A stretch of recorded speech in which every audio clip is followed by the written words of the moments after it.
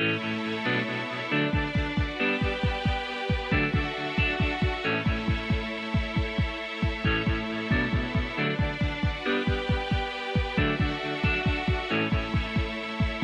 hour of the Costa Report is brought to you by Dole Food Company, the world's leading producer and distributor of fresh fruits and vegetables. Welcome to the Costa Report. I'm Rebecca Costa, and thank you for joining me for another 2 hours of Straight Talk Radio. I want to welcome members of our military who are joining us from remote locations over the internet, especially those of you who are listening from outposts in the Middle East. Thank you for your many letters and emails. And I also want to take a moment to welcome new listeners who are tuning in on radio affiliates in Iowa, New Hampshire, New York, Florida, California, and across all 50 states. Thank you for making us part of your news week. In just a moment, former commander of the International Space Station, Mr. Leroy Chiao, will be joining us to talk about the race to commercialize suborbital space travel and whether China has the upper hand. There are increasingly fewer areas where the United States has maintained its global leadership, and certainly space exploration has got to be on the top of that list. Today, we're going to take an honest look at where the U.S. stands and what we can and should expect in the near future.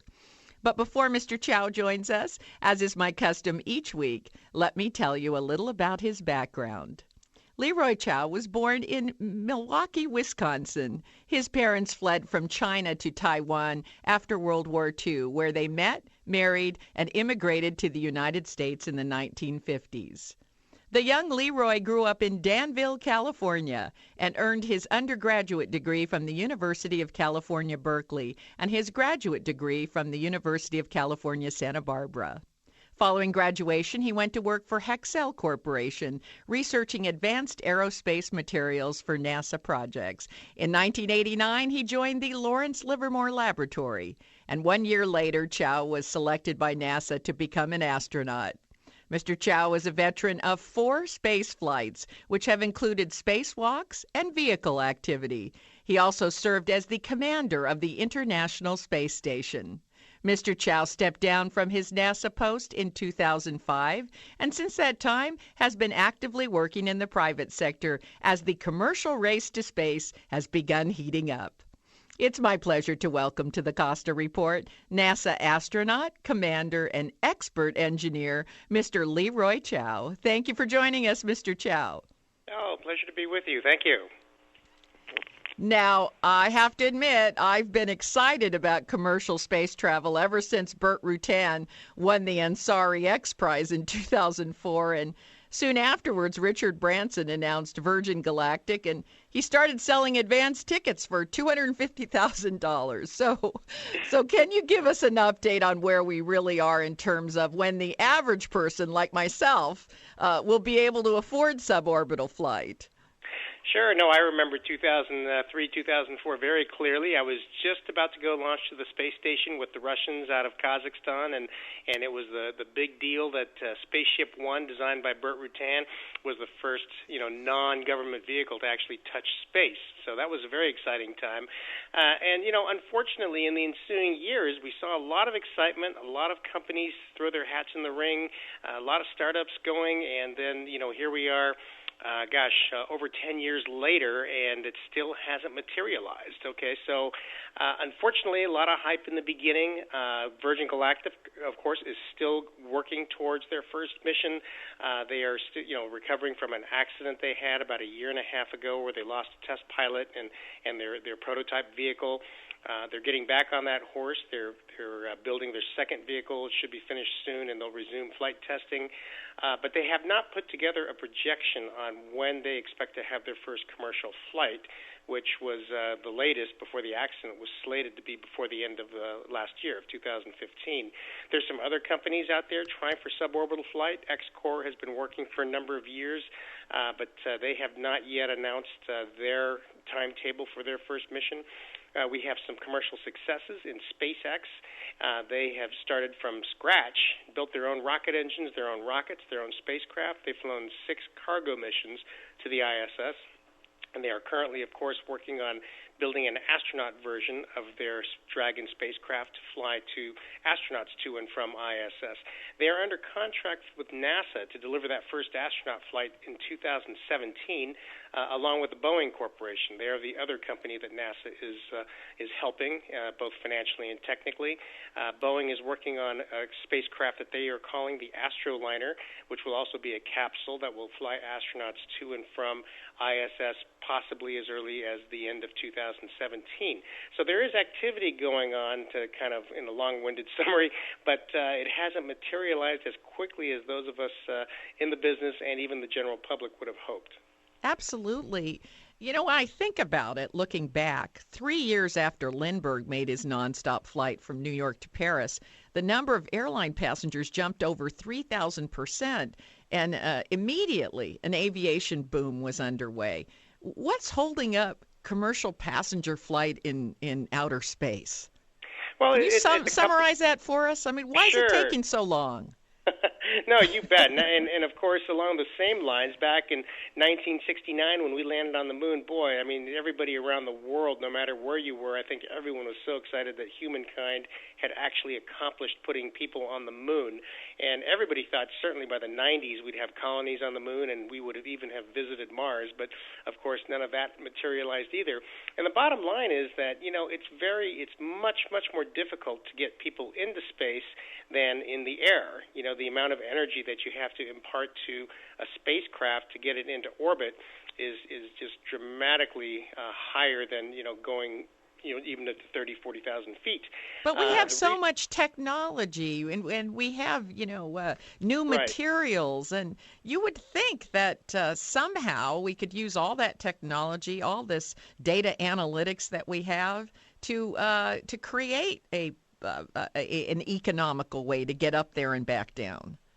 Well, you're right. Technology has moved quite a bit, but and even rocket engines have evolved quite a bit. We've gone from the early days of basically kerosene and liquid oxygen, or even alcohol and liquid oxygen engines, gasoline, liquid oxygen engines, to modern liquid hydrogen, liquid oxygen engines, and modern solid rocket boosters.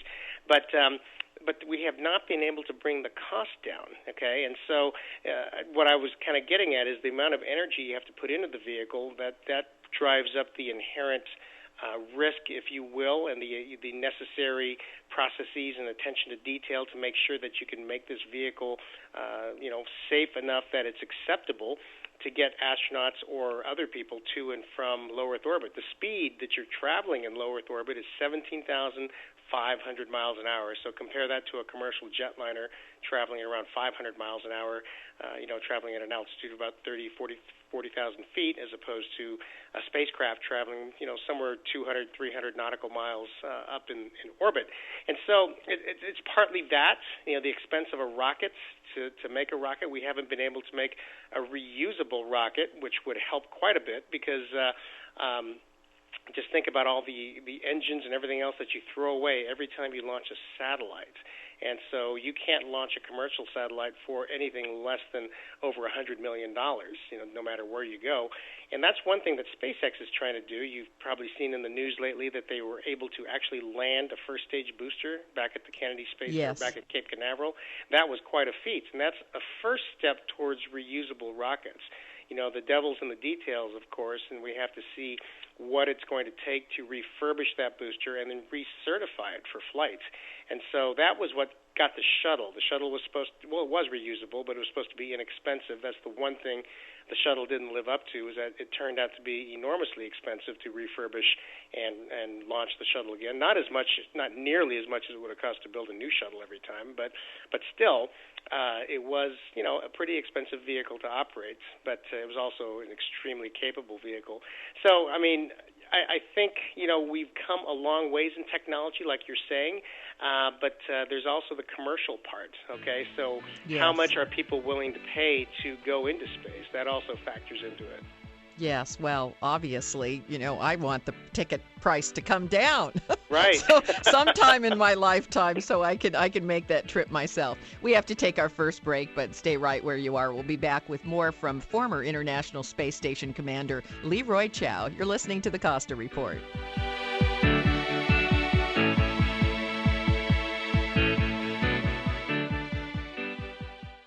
If you're wondering what to do with all that data you're creating, do I have an offer for you? Tableau is drag-and-drop software that people of any skill level can use to analyze and turn data into something actionable. That's right, I said actionable. And isn't that what all that data is for? With Tableau, you can connect to any data in virtually any format and visualize it on the fly. Databases, spreadsheets, even big data sources are instantly combined into usable charts, graphs, reports, and dashboards. People can analyze data and drag and drop at 10 times the speed of a traditional business intelligence system. But the most impressive thing about Tableau is that anyone can use it. And just to prove the point, you can get a free 14-day trial from Tableau just by mentioning you heard this ad. But do it now, because this offer won't last. For your free 14-day trial, visit Tableau at tableau.com/Costa. That's tableau.com/Costa. Tableau software. What's your data trying to tell you? I'm here today with Scott Caraccioli of Caraccioli Cellars, recent winners of the best sparkling wine in the U.S. in the Champagne and Sparkling Wine World Championship. Congratulations, Scott. Thank you, Rebecca. Thanks for having me. So what is it about your Brut Cuvée that beat all the other competitors around the world? We really focus on creating an expression of the Santa Lucia Highlands and doing it the right way. And when you control the process from the beginning to the end and you have talent like Michelle and top-tier grapes, they really shine through. This was a worldwide competition. It was definitely a humbling experience. We were in a room with producers that have been making wine for over 100, 200 years, and was a huge honor to have Tom Stevenson give us the best U.S. Sparkling Wine Award. We fared really well overall. We had 3 wines win Best of Class, which was great. Visit the Caraccioli Tasting Room on Dolores Street in Carmel by the Sea, or find us online at caracciolicellars.com or reach us by phone 831-622-7722. Wildfires, hurricanes, tornadoes, earthquakes, a crashing economy. Are you ready? At best, your local stores have a 3-day supply of food. Will your family have to fight over what's left? Are you willing to gamble your family's safety that it'll never happen to you? Be wise and be ready with 25-year shelf life Wise Food Storage. Wise Food Storage provides affordable, ready-made gourmet meals with a super long 25-year shelf life. Meals like pasta Alfredo, cheesy lasagna, breakfast, dessert, drinks, and snacks. Just add water and your family is eating delicious food instead of fighting for scraps in a food riot. Try it free. Order a no-obligation free sample meal delivered right to your front door. And for a limited time, get a 10% discount and free shipping on all orders. Once done, you're set for 25 years. Be wise and be ready with Wise Food Storage. Call for your free sample now. 800-775-9353. 800-775-9353. 800-775-9353. Cash flows and money move. The Money Moves Show is dedicated to delivering tips and tools to help you earn more, save more, and protect your hard-earned assets. Host Pamela Fugit-Hedrick interacts with her guests and callers every Thursday night from 7 to 8 p.m. Recent topics have included what is going on locally with health insurance, tips to maximize your Social Security income, how do you build an emergency fund for your family, Medicare 101 tips, how do you choose and pay for home health care, and many other topics. So tune in, take notes, call, and get answers to your financial questions from Pamela Fugit-Hedrick on Money Moves, Thursdays at 7 p.m. That's Money Moves, Thursdays, 7 p.m. on KSCO, AM 1080 Santa Cruz, and KOMY 1340 Watsonville, and 104.1 on your FM dial.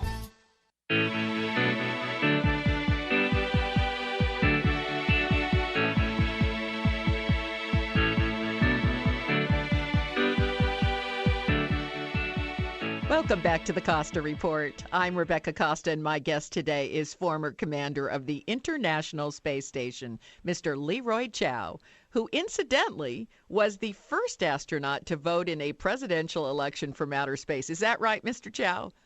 Well, that's true. Actually, I did vote in the 2004 presidential election. I had forgotten about voting and hadn't filled out a absentee ballot application in time before I had to travel to Russia for my final training. So fortunately, the folks at NASA were able to set it up so that I could vote from the International Space Station. Well, that is a record no one can take away from you. So let's talk about the space programs of China, Russia, Japan, and other countries. Recently, you came out very strongly on the need for the U.S. to cooperate with China. You've even gone so far as to say to do otherwise might jeopardize our leadership in space. Can you speak to that for a moment? Oh, absolutely. And, in 2003, China became only the third country or even the third entity able to launch astronauts into orbit, into space. And so, and at that time, there was a lot of excitement. China actually publicly asked or, expressed their interest in joining the International Space Station program, and they were rebuffed by the United States. And the first reason that we gave was that, well, their technology is not good enough for us, and of course that turned out not to be true. We've seen China make a steady march into space.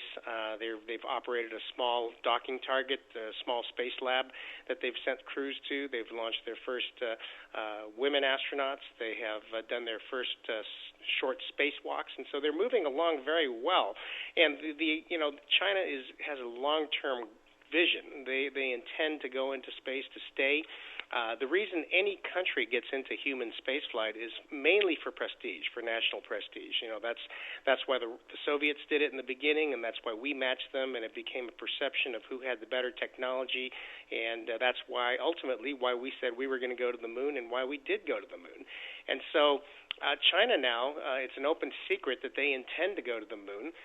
In recent months, we've seen the European Space Agency publicly say that they've been in talks with the Russians about doing joint astronaut visits to the moon themselves. Russia has expressed interest in establishing a moon base. And so the United States, what we're doing, we are, of course, leading the International Space Station program, which makes a lot of sense, has been a very successful program.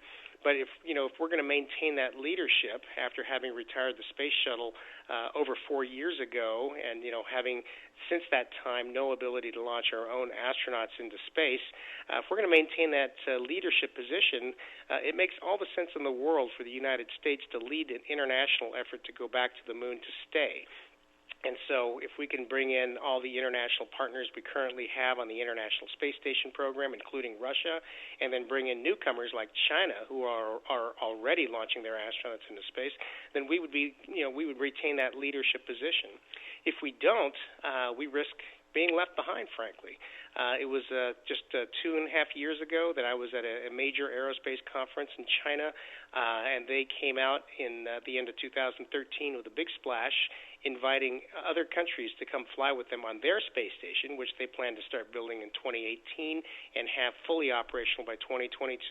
Every one of our international partners on the International Space Station, we're talking to China about flying not only experiments, but also their own astronauts to Chinese space stations. So if we stop operating our space station and we have this vague exploration program, we are in danger. The United States, we're in danger of being left behind. Well, I don't want to put you on the spot, but I guess I'm going to have to. What is the obstacle to us cooperating with China and other countries? What's in the way? Well, right. And so, 7-8 years ago, when there was the administration change, there was great hope for cooperation with China. We had a president and a NASA administrator, Charlie Bolden, I know very well from, we were in the astronaut office together for many years, both very much in favor of doing more with China, particularly in space. We have seen from our cooperation with the Russians, starting in the mid-1990s, that the overall relationship between the United States and Russia really improved dramatically as a result of cooperating together in space. And so the hope was we could do the same thing with China. But unfortunately, there's some very vocal, very strong-feeling members of Congress who don't want to do anything with China. And, the arguments they put out just frankly don't hold water for me. They say, well, they're out to steal our secrets. They're going to learn all these defense secrets, which is not true because, frankly, from a civil space program like NASA's running, you're not going to learn any military secrets about how to operate a space station. We're not working on guidance systems to make missiles more accurate, anything like that. And as far as technology transfer, our relationship with Russia, to my knowledge, there has been no improper technology transfer in either direction. And so the same safeguards that we use with Russia could be applied to China. So unfortunately, I think there's just this innate fear because China has been kind of the up-and-coming superpower just in the last year or so, beating out Japan as the second largest economy in the world after the United States, although still a distant second. But, people feel threatened. And my position has always been it is much more constructive to engage than to try to isolate. We tried that with Cuba. How many years, how many decades has we tried to isolate Cuba? And, look how successful that's been. Well, I think the real question is what happens if we don't engage China, and I think you're addressing that. We're leaving the door wide open for Russia and China to cooperate. The Chinese have already announced in 2018 they're going to start their own space station. That's right.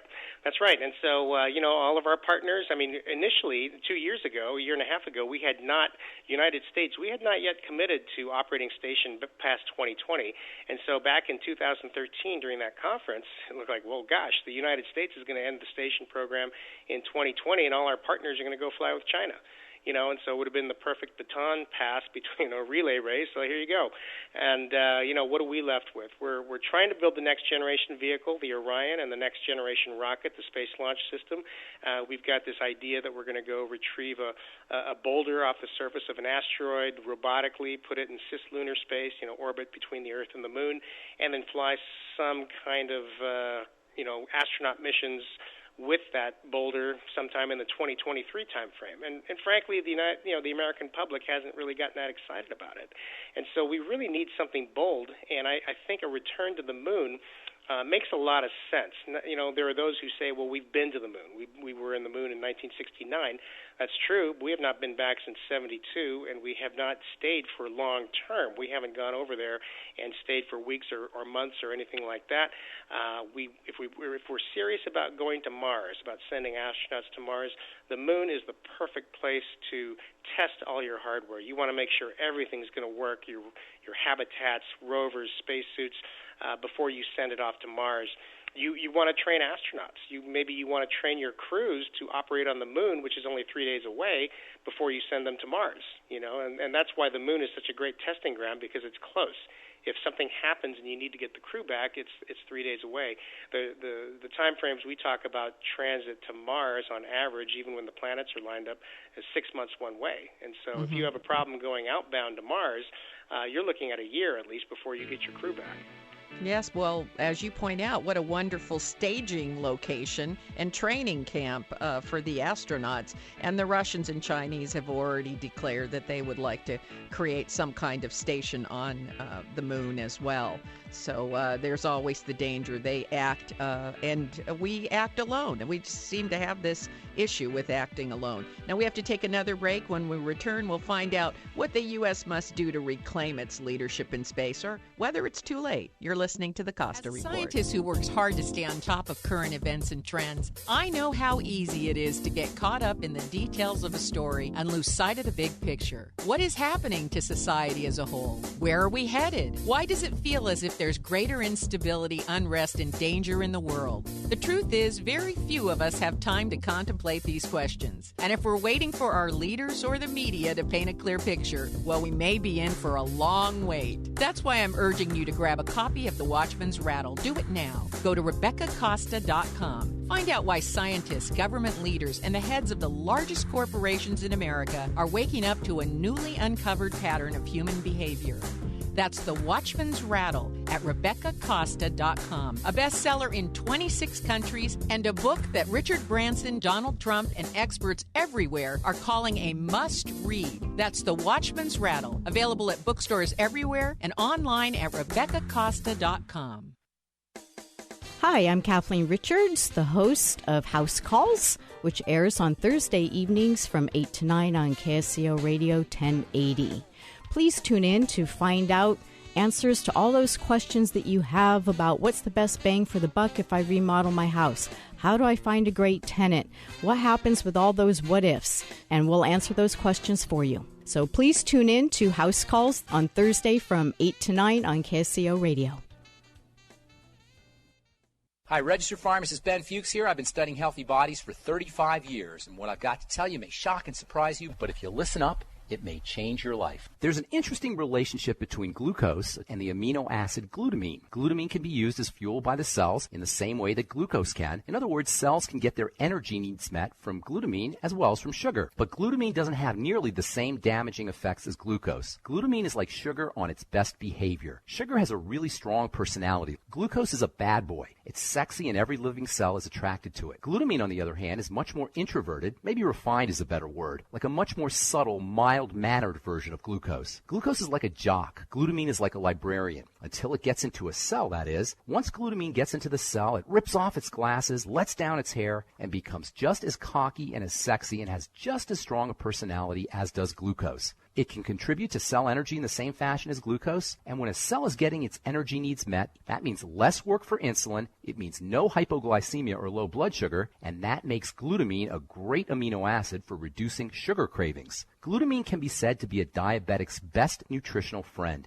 In fact, its stabilizing effect on insulin and high blood sugar can actually improve insulin sensitivity and reduce its secretion. Because excessive insulin is associated with heart health issues, degenerative diseases, and accelerated aging, making sure you're getting enough glutamine in high-protein foods like eggs and dairy and organic hormone-free meats can help you feel better and live longer, too. Pharmacist Ben here, urging you to go to kscohealth.com to order Beyond Tangy Tangerine, the Healthy Start Pack, and other nutritional supplements that I personally use and recommend. You can purchase these premium quality products at wholesale prices online at kscohealth.com. That's kscohealth.com. I'm the pharmacist that believes that staying healthy and strong is not only about medicine, it's about giving your body the raw materials it needs to do its work. Go to kscohealth.com. Make sure you check out the cool videos too at kscohealth.com. That's kscohealth.com. Ed Robertson inviting you to join us for the next edition of TV Confidential, Sunday morning from 6 a.m. to 8 a.m. here on KSCO AM 1080 in Santa Cruz. And our guests will include Mary Ann Anderson. Mary's books on film and television include Ida Lupino, Beyond the Camera, and The Making of the Hitchhiker Illustrated. That's TV Confidential every Sunday morning from 6 a.m. to 8 a.m. on AM 1080 KSCO. Listen and be heard.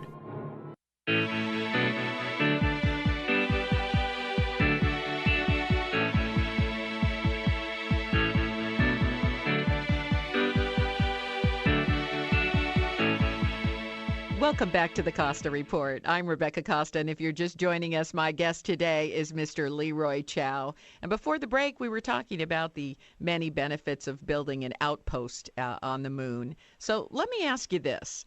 NASA has plans to land a man on Mars and send astronauts to an asteroid. I believe there's also a mission to Jupiter's moon Europa planned. In your view, would these missions be less important than building a station on the moon? In other words, which is more important to maintaining our leadership? Well, sure. I mean, first of all, NASA has kind of a vague notion of going to Mars. I wouldn't say that there's a mission or even a plan. We have the first steps of a plan, which are, okay, we're going to build the Orion spacecraft and the Space Launch System rocket, but we don't have a concrete schedule or even a budget outline or anything like that or a timetable of going to Mars. As far as the asteroid goes, the mission right now, the asteroid retrieval mission, is to send a robotic spacecraft out to pluck a boulder off of the surface of an asteroid and bring it back, not actually send astronauts out there. Europa is a very exciting place. There's possibility of life maybe existing or having existed under the surface of the oceans there. It's very intriguing, but there are no current plans to send astronauts there. It would be an unmanned probe, certainly very much worth doing. And so as far as sending astronauts out farther, the moon makes sense to me as the first place, or the next place, I should say, the next place to go. We've been to the moon before in the late 60s and early 70s, but let's go back there, build a manned or a crew-tended base that we can, send astronauts to. I mean, think of it as kind of a vacation home, I guess. That when you're done doing your testing, you lock it up and you shut it down and fly back to the Earth. That's a very different thing than a permanently crewed base that we were looking looking at doing in the mid-2000s. Logistically, it's a lot easier to do, just kind of have crews visit and then leave again, rather than having the logistics supply to have to keep maintaining that. And so you go and fly missions there when it makes sense to test your hardware. As far as the political front goes, as we were talking about before the break, it makes all the sense in the world for the United States to lead this effort back to the moon. We're the only nation that's been there. We've got the resources and the technology to lead that effort, and it's a natural extension of what we're already doing with the International Space Station. Yes, absolutely. I agree with you. But all of these missions depend on a very large sum of money and the willingness of Congress to allocate sufficient funding, which has not always been the case. I'm always amazed when they say, maybe it's a 20-year project, and they say, well, we're going to cut the budget by 30%. And I think to myself, well, it doesn't scale down. I mean, if you're planning a mission to Mars, I don't know how you do 70% of that mission. Right. No, you're absolutely right. And, back in the Apollo days, it was because we were in the Cold War. Everybody pretty much realizes that if we had not been in a Cold War with the Soviet Union, we probably would not have made that proclamation that we were going to go to the moon, and we probably wouldn't have done it. And so, as I was mentioning earlier, politics always drives the day on decisions, especially about government funding. And so, there has to be a reason for us to do it. And if we decide, we, the United States, that we want to lead this effort to Mars, and we're willing to make that commitment, and politically to bring the major nations, spacefaring nations of the world together and, lead to a bold new place to discover, what we can only imagine right now, then I think that would be a very positive step. But as you say, it is a lot of money. Now, interestingly, SpaceX, Elon Musk, Elon has publicly stated, most recently just a week ago, that, the reason he started his company, SpaceX, is that he personally wants to go to Mars and he wants to colonize Mars. And his spacecraft that he's developing for NASA, largely at NASA's expense, is specifically designed to be evolvable to one day be able to, a version of it would be able to travel to Mars. And so I see an opportunity for commercial and government partnership and exploration, not only with SpaceX, but with other companies as well. This is kind of an exciting model that could help pave the way to do just that, to get us to Mars in a kind of a partnership. Well, and it would somewhat protect these programs from the whims of congressional budget cuts. Well, that's true, and fortunately, unfortunately or unfortunately, our system here, we have elections every 4 years or so, and if you have an administration change, suddenly there's hard left rudder or hard right rudder, and what we were doing is no longer what we're going to be doing in the future, and so it's very difficult with these starts and stops and left and right turns that to sustain a program. So there have been calls to kind of reform the way that NASA is funded to make it longer term, things like that. That's gained a little bit of ground, but unfortunately not a whole lot has changed. So that's just a reality of our system, which has its merits too.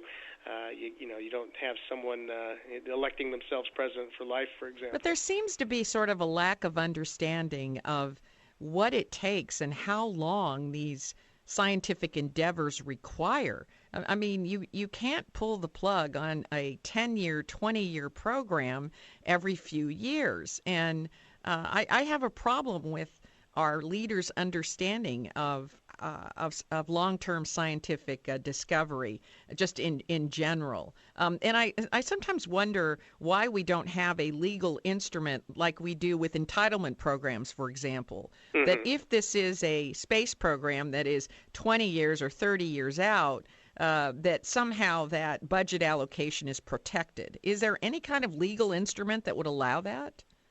Well, that's certainly outside my area of expertise, but I know 2 or 3 years ago there was an effort to do exactly that, to make the NASA administrator position longer than 4 years, so that it's something that would survive a party change in the presidency.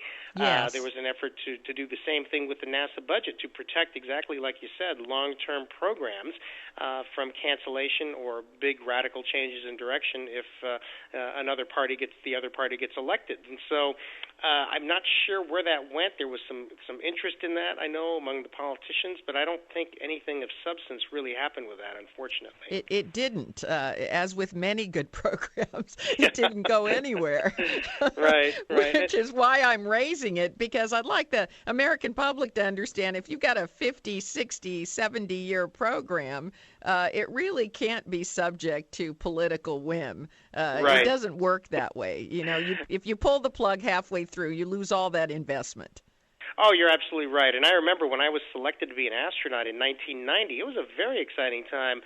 President Bush 41 had just proposed the Mars mission, and he wanted to land humans on the surface of Mars by 2019, which back in 1990 seemed like an awful long time away, so far away that the Congress and the public kind of lost interest in it. But here we are, just a few years from 2019. I mean, if we had if Congress had approved his proposal for 24% increase in NASA's budget and this long-term Mars program, and if we'd had these instruments in place, as you say, to protect the funding for the program, I mean, we could be on the verge of traveling to Mars in just a few years. But unfortunately, we're really no closer now, not much closer now than we were back in 1990. So yeah, there are several scientists that say we would be launching our first expedition to Mars now. Right. And so it's a disappointment, to be sure. So how much of these whimsical budget cuts have to do with losing our leadership position? Well, yeah, right. And so I think what happened is, we Americans, we have taken for granted that we've been the leader in human spaceflight for so long. We've taken for granted that, and we think we will always be the leader. But, I mean, here we are. It's been almost 5 years since we gave up. We consciously gave up the ability to launch astronauts into space when we retired the space shuttle. And, hopefully in the next, by 2017, we will see SpaceX and Boeing both be successful in, again, launching our astronauts from U.S. soil to the International Space Station. But, we gave up that ability, and still, we are still the lead partner in the International Space Station program, and you could argue that we are still leading that. But yes, we've got to plan but not for the future. long. But not for long, and I think everyone sees that on the horizon. Now we have to take our final intermission. We'll be right back after these messages from our sponsors. You're listening to the Costa Report.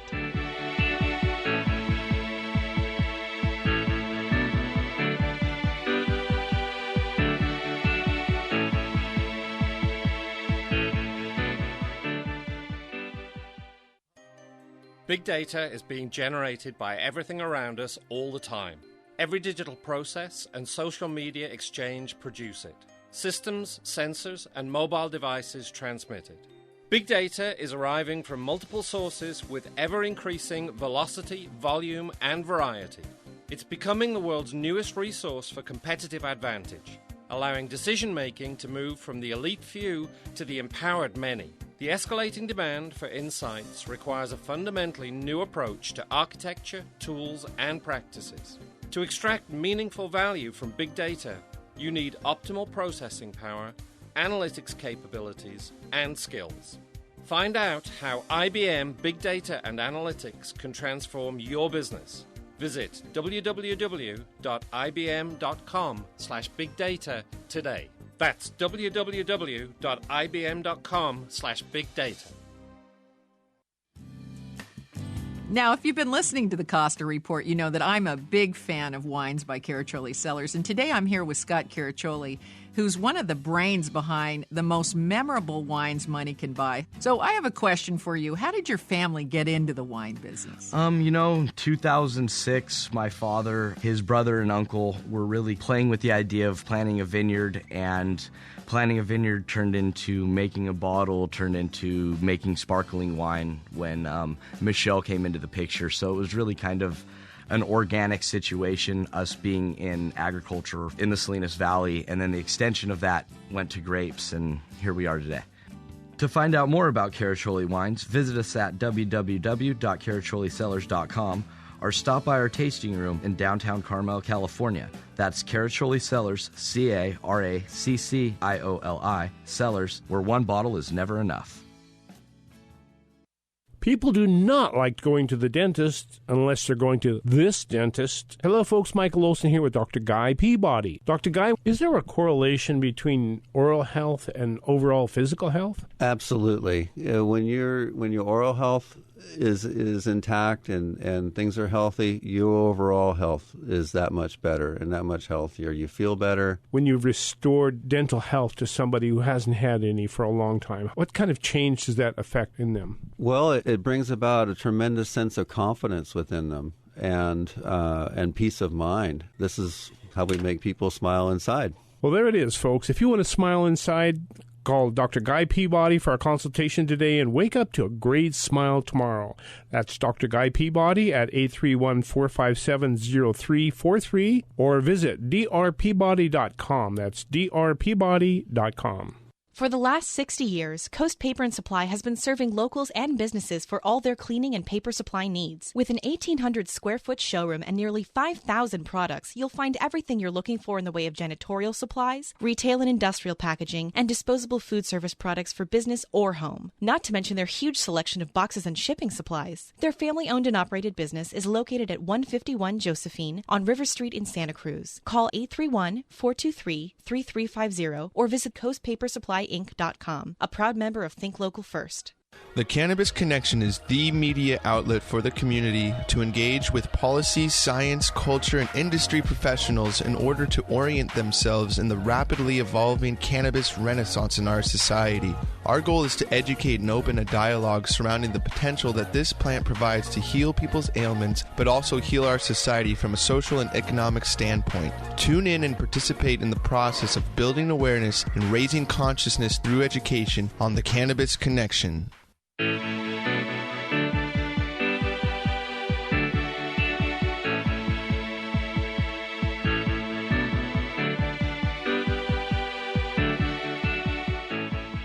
Welcome back to the Costa Report. I'm Rebecca Costa, and my guest today is former commander of the International Space Station, Mr. Leroy Chiao.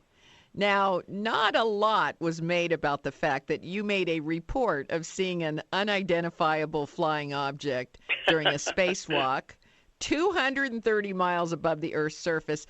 According to the report, you saw some lights in a line, and then this was later attributed to the lights of a line of fishing boats on Earth. But what I have been trying to figure out is how those fishing boat lights were reflected in outer space. Right, and so I was actually on my final spacewalk of my career. It was a Russian spacewalk. I was outside of the space station with my crewmate, Salzhan Sharipov. We were wearing Russian spacesuits, installing navigation antennas, and we were in that time just between the darkness and light, kind of in that twilight period, just before sunrise, or right as the sun was about to come up, where everything's just this kind of murky, whitish cloud, and you really can't see. You really don't know which way you're looking. You can't. During the nighttime, you can see the Earth, you can see the lights of the cities and things like that, and of course during the daytime, you can clearly see features on the Earth. But in that twilight zone, no pun intended, where you're kind of, especially during a spacewalk, you don't necessarily know which way the space station is pointed at the moment, and so you don't know if you're facing the Earth or not. And I saw this line of lights, and with kind of in a modified V formation, seemed to fly by. And I called out to my crewmate. I said, "Hey, Salzhan," I said in Russian. I said, "Did you see those lights? Did you see those lights go by?" And he didn't. He was facing the other way. And then the sun came up, and of course, then everything lit up and everything was gone. But being in this day and age of people able to hear everything, somebody heard my transmissions, and quickly it was on the internet that I had seen UFOs flying.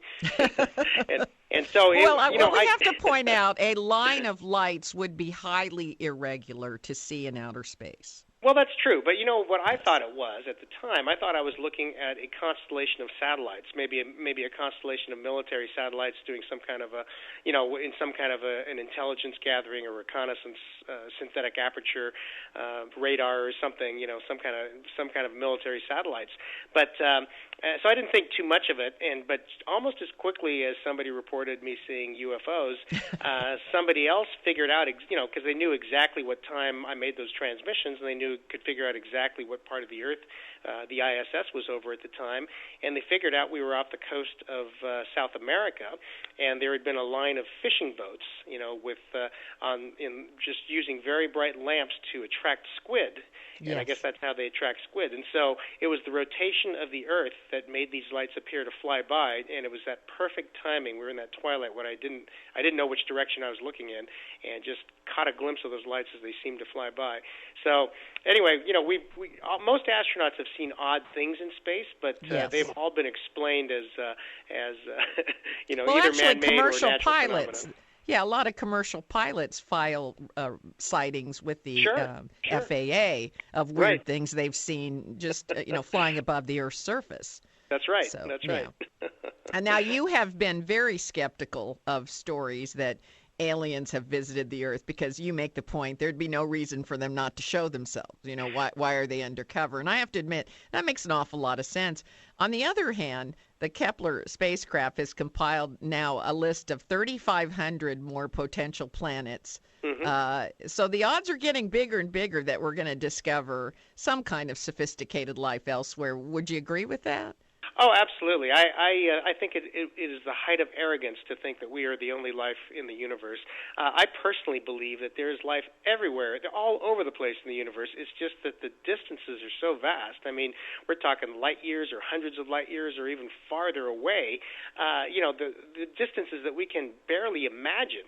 Just imagine the distance that light would travel in 100 years, and that's maybe how far apart we are from the next planet with intelligent life on it.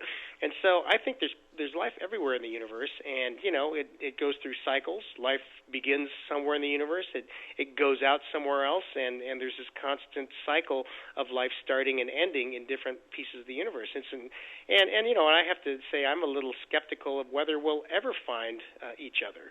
I'm hopeful that maybe we'll find evidence of past life on Mars. That would be very exciting. It's not out of the question that we will find some indication of life elsewhere in the universe, but I'm extremely skeptical that there's a civilization so advanced that they didn't wipe themselves out, number one, and that then they were able to travel here, find us, travel here, and then, come and explore us undetected. Well, I guess if we do find other life forms, you may get answers to your recent questions about the new Star Wars movie.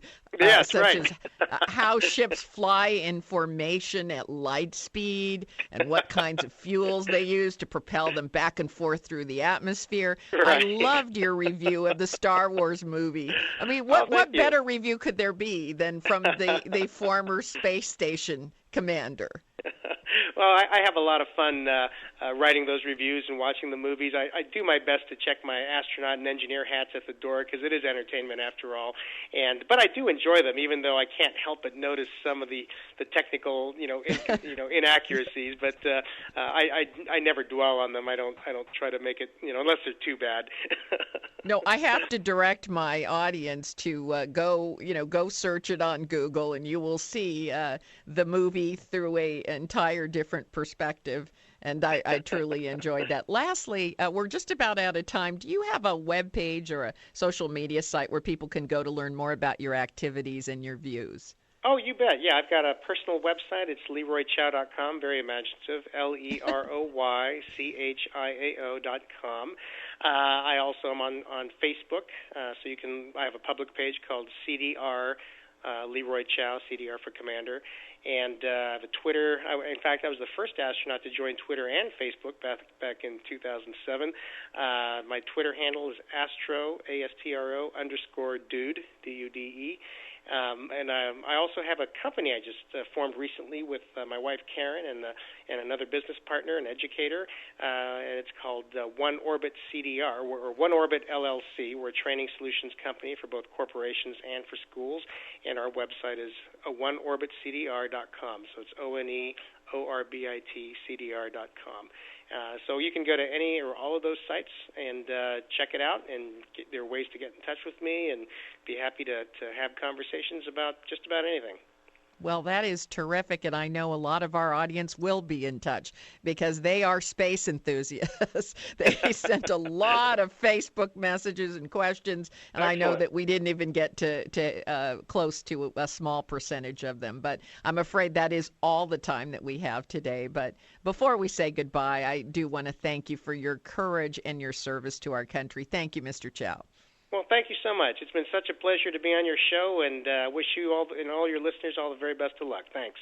Thank you. If your station is leaving us after the first hour and you have a question or a comment to make about our interview with Leroy Chiao, you can email me at RebeccaCosta.com or drop me a note on Facebook, Twitter, LinkedIn. Is America in danger of losing its leadership in space? And if so, what should the next president do to make sure that doesn't happen? According to Chiao, cooperating with China would be a good step in the right direction. Do you agree? Send your comments to our contact page at RebeccaCosta.com. And if you happen to miss the full interview with Commander Chiao, remember you can download previous episodes of the Costa Report from our website, Apple iTunes, Podbean, and our YouTube channel. And if you haven't been to our website yet, well, do that now because it is chocked full of videos and book reviews and blogs and breaking news. And all you have to do to enjoy all of it is go to RebeccaCosta.com. Be sure to check out our new blogs on Richard Pearl, Ralph Nader, and Ann Coulter. And while you're at the website, don't miss our incredible bookstore because anytime you click on any book on the bookstore and go straight through to Amazon.com, they pay a royalty for everything that you buy on Amazon. So it's a great way to help support your favorite weekly news program. And I do mean everything, a new printer, Fitbit, even a pair of socks, anything that you buy on Amazon, a percentage goes to supporting this program. My guest next week is CNN host and journalist Ashley Banfield. She'll be in the House, and she'll be here to talk about whether we need more new laws or whether we have an oversight and enforcement problem. Two completely different things. So don't miss Ashley Banfield next week right here on the only news program that puts policy ahead of politics. Now stay tuned for a second hour of Straight Talk Radio. You're listening to the Costa Report.